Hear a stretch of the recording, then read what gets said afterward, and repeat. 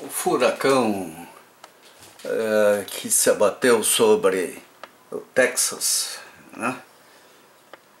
Ele está dando uma aula para muita gente que lida com defesa civil, engenharia, hidrologia.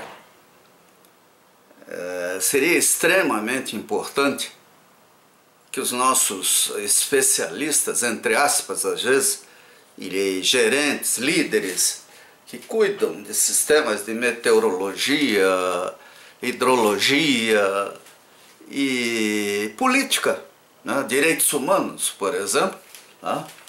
Vissem o que acontece, quais são os critérios, como é que a gente deve agir em relação ao planejamento da construção, operação, os cuidados em relação a qualquer obra que afete a vida de outras pessoas, né? Uma barragem, uma hidrelétrica, ou um dique, ou sei lá o quê.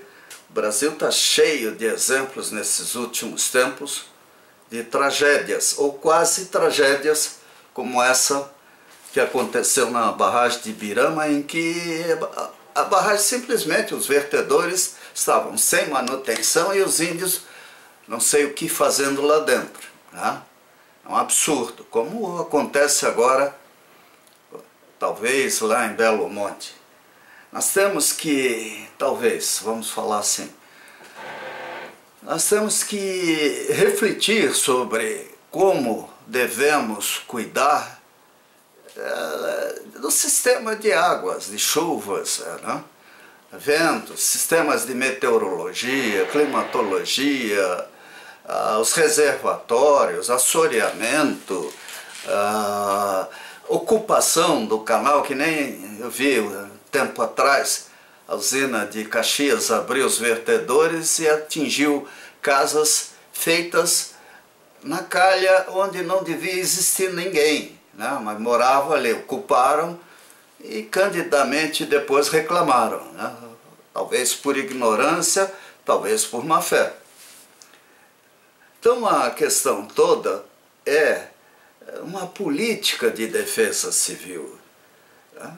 O furacão Harvey, lá na China, em Hong Kong, semana passada, um tufão, depois uma tempestade tropical que está deixando a antiga colônia da Guerra do Ópio lá, portuguesa, Goa, se não me engano, tem outro nome agora, e Hong Kong, né? Sei lá quantas pessoas morreram por ali. Lá muita gente mora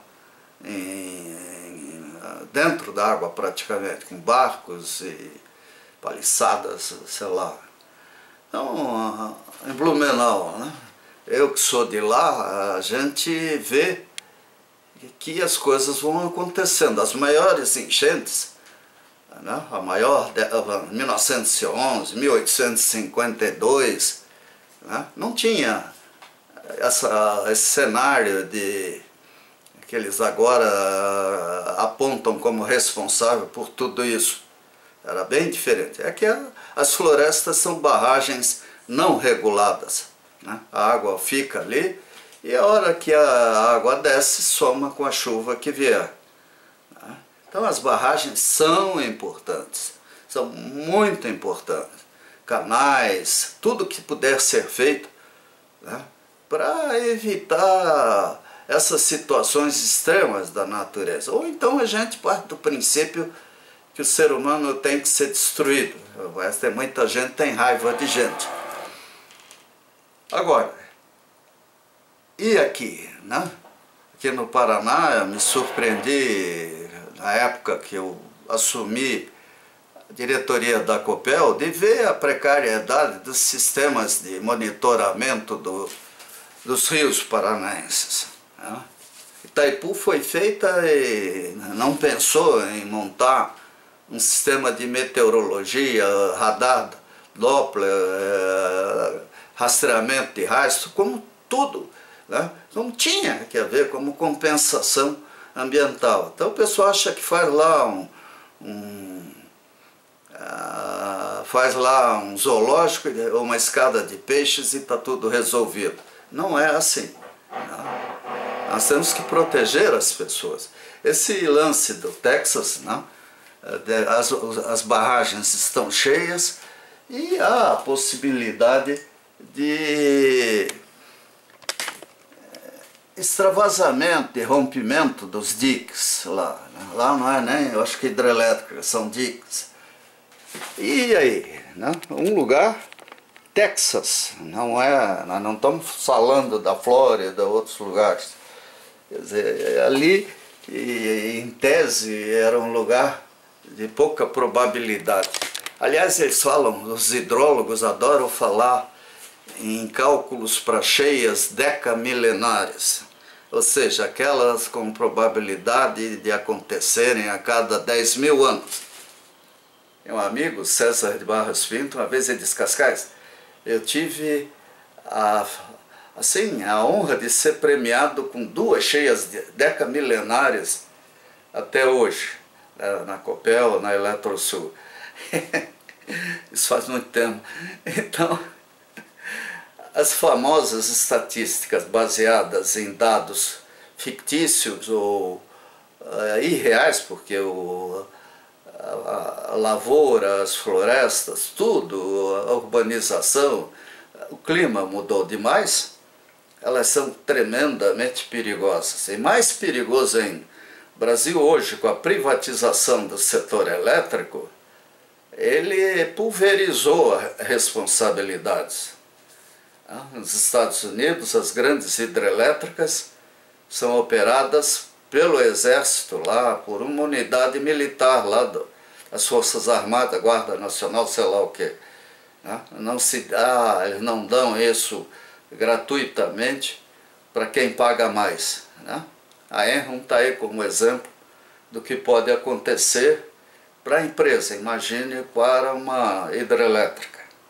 Então agora eles falam em complicar mais ainda o cenário no Brasil, privatizando o resto, até as usinas da CEMIG, uma empresa que tem uma tradição colossal em operação de grandes barragens, vai perder exatamente suas grandes barragens. Uma grande barragem, ela tem que ter... O problema não pode ter concessão para 10, 15 anos, isso é palhaçada. Ela tem que ter concessão ou permissão de operar permanente, sem prazo definido.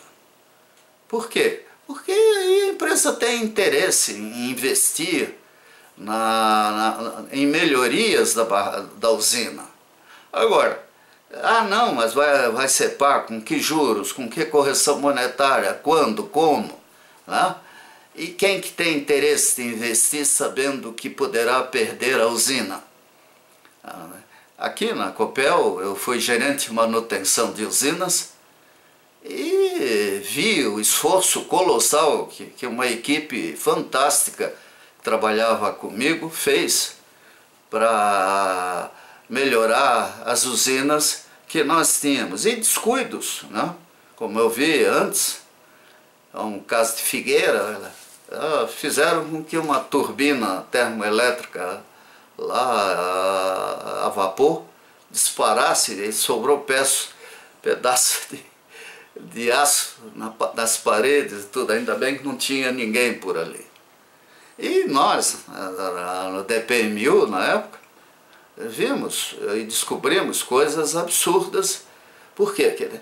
Manutenção de usinas, operação, tem que seguir critérios técnicos rigorosos. Hoje no Brasil, a ANEEL não tem a mínima condição, nem a ANEEL, nem a ANA, as agências ONS, de ficar monitorando tudo isso. Ainda mais que vão ter que negociar e falar com milhares de empresas SA, principalmente, onde o PROCON, talvez, se for acionado, vai ter que ir lá para os Estados Unidos, para a Europa, para a China, para discutir o Ministério Público, tudo, para ver, acionar juridicamente a Justiça Internacional, o OMC, sei lá quem, qual a entidade internacional que faria a mediação ou análise das condições das empresas privatizadas no Brasil, né? É um país que ninguém respeita.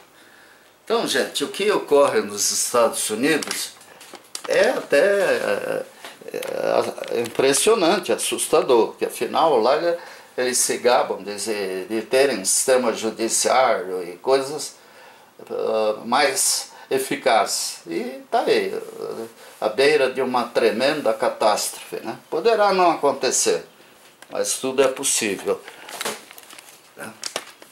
E as coisas acontecem. Eu tive a oportunidade, logo que assumi a diretoria da operação, aí com o diretor da Celesc, né, para ver as duas linhas de 500 kV, perto de Palmas, aí, se não me engano, que estavam embaralhadas, né, por um tornado. A gente andava de helicóptero, você via, parecia que uma motosserra de 3 quilômetros de diâmetro, mas quebrou tudo, cortou os pinheiros, embaralhou as linhas construídas para resistirem a rajadas de mais de 170 ou 200 km por hora. Então, com a natureza não se brinca, né? E é preciso muito cuidado. Se alguém às vezes quer se divertir, veja os filmes catástrofes. Apesar dos erros técnicos, sempre a gente pode ter uma ideia do que pode acontecer.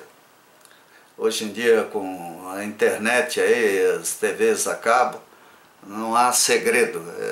O que nós não temos é políticos que entendam com profundidade essas questões e tenham vontade e capacidade de resolver esse contencioso até monumental. Nós não podemos ver de novo uma Boate Kiss ou uma Samarco, né?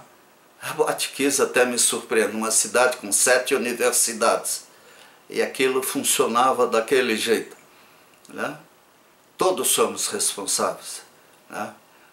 Na exata medida daquilo que pudermos entender e agir para evitar. Não é só o político, não é só a agência reguladora, não. Todos nós somos responsáveis.